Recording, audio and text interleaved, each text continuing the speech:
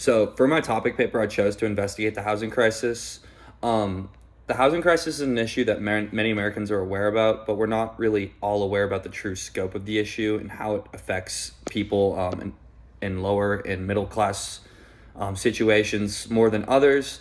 For this issue, it was really hard to get it into an argumentative essay because obviously there's a lot of proposed solutions, but the housing crisis is an issue that's completely bipartisan, and it's really hard to fix because there's many agencies and people and different corporations and our government that are involved with creating how the rental and owned property landscape is in the United States. Um, for my argumentative essay, I chose to kind of narrow it down to two basically solutions: making housing more affordable versus making housing more available. For making housing more affordable, my argument basically stands on the fact that 37% of properties in the United States in 2019 were sold to absentee investors, and these investors include corporations, hedge funds, private equity firms, and other things. But these investors simply want to make a profit off their purchase, their investment, and this in turn is making the real estate market extremely expensive. Um, banks are also banks are also a major cause of housing being so unaffordable, simply due to banks not being more strict with their lending standards, and mortgage rates are also way higher. So the amount of people that deal with foreclosures and issues surrounding not being able to make return payments on these mortgages is a lot higher than what it was. This is allowing home ownership to be at a 50-year low. That's what I found in my research. And also, uh, rental properties, the average move-in rate is double now. So overall, housing is just extremely unaffordable. And so I think a solution to this, and this to make it more affordable, would be to limit the amount of private real estate that is allowed to be purchased by these corporations, hedge funds, and private equity firms.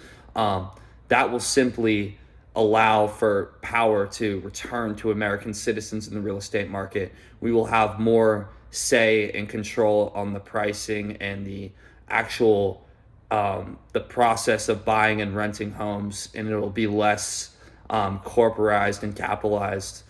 Overall, I think this issue or this solution is pretty possible, but there's also some issues around it because changing policies and changing ways that real estate is sold and rented in the United States is a huge process. There's so many different people and agencies behind this.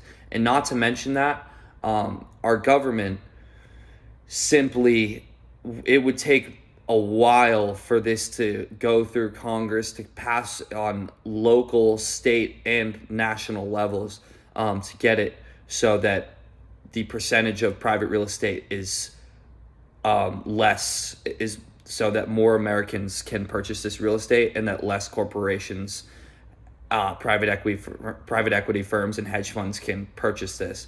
So overall, I think that this solution is kind of, it can go either way.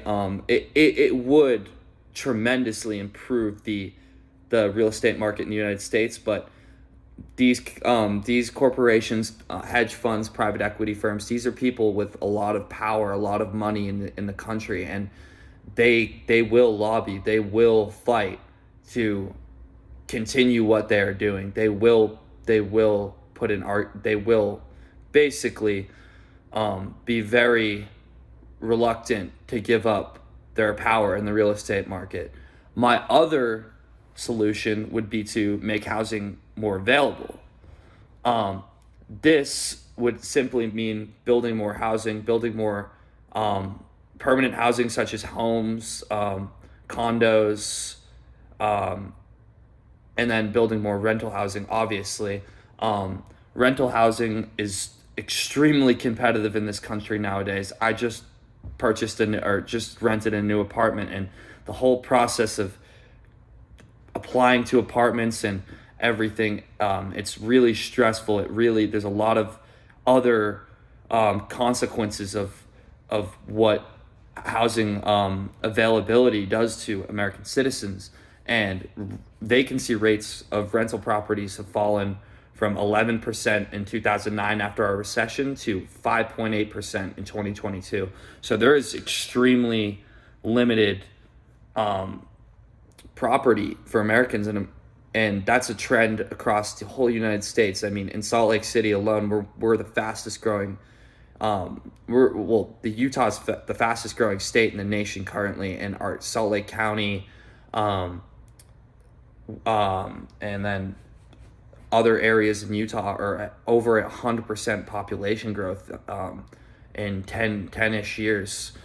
So it's really the amount of housing that we need is constantly growing. And so overall, I think that building more housing, if done improperly, it could cause huge financial repercussions.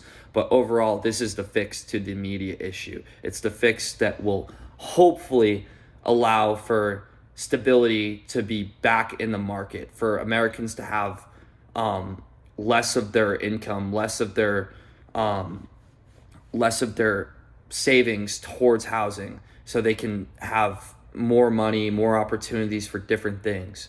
Overall, I think this issue is super hard to dissect because there's so many ways to think about fixing it, but each way connects to the other, and solutions, obviously they're not going to be foolproof.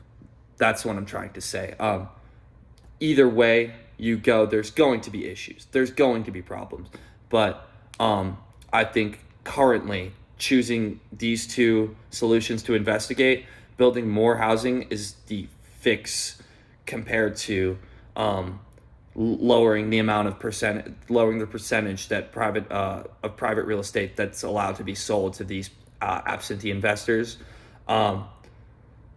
I just hope that American policy can fix it, but I really truly believe it will not. And I think that we need to focus our efforts on building more housing, and this will increase the amount of property available in the United States, which in turn will decrease the price of this property due to the amount of availability.